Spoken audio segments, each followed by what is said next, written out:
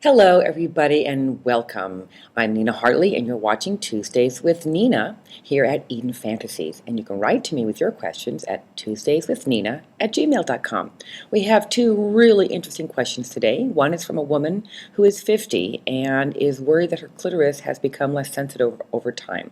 And she says that it's harder for her to come these days, and that when she was younger, it was much more sensitive.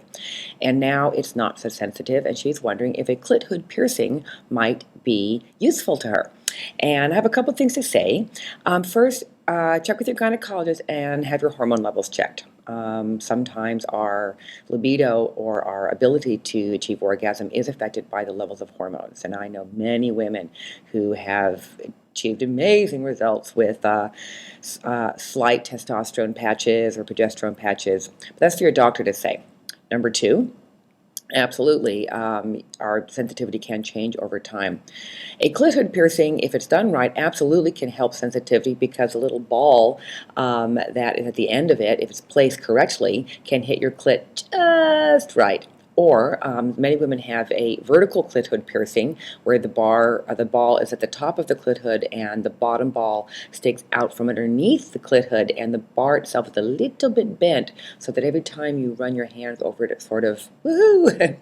Another very sensitizing genital piercing for women is called the triangle piercing, which goes behind the shaft of the clitoris and keeps it pulled out from the body a little bit. Again, having some metal against which to press and roll the clitoral shaft or head often does add a lot of sensitivity.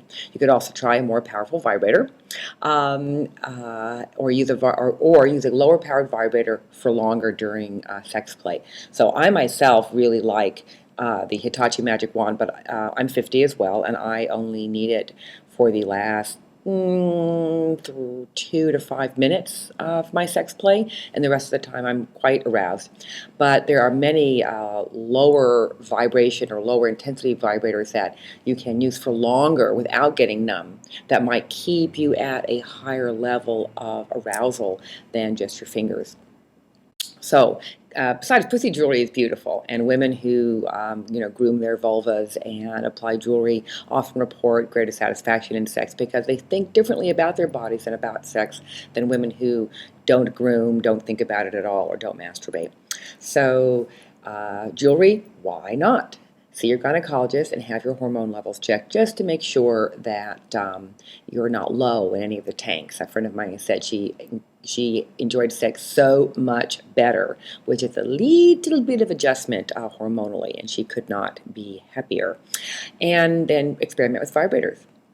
So the second question is from a young man, and he is new to relationships and new to sex, as is his partner. And they enjoy lots of foreplay, and they're really enjoying sex as a general rule.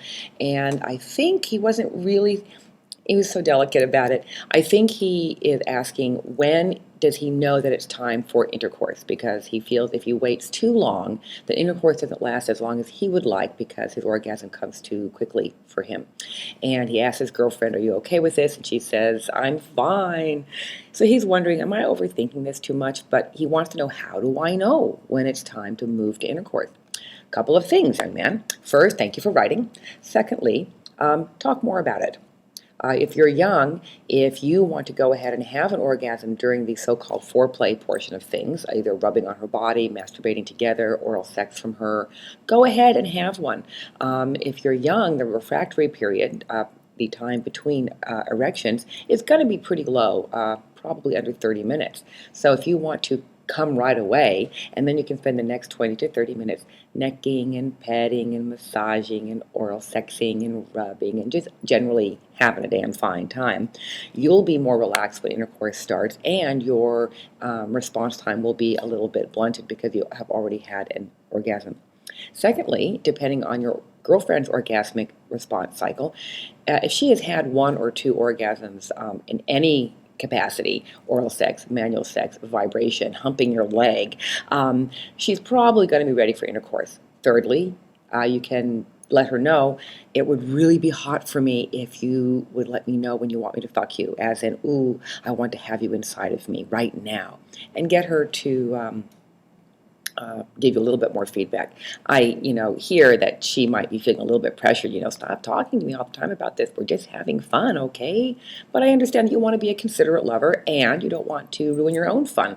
So improving your communication is a good deal. It sounds like you're very open to each other and very supportive of each other, which is the most important thing for sex play, is for each partner to be willing to hear what the other partner has to say.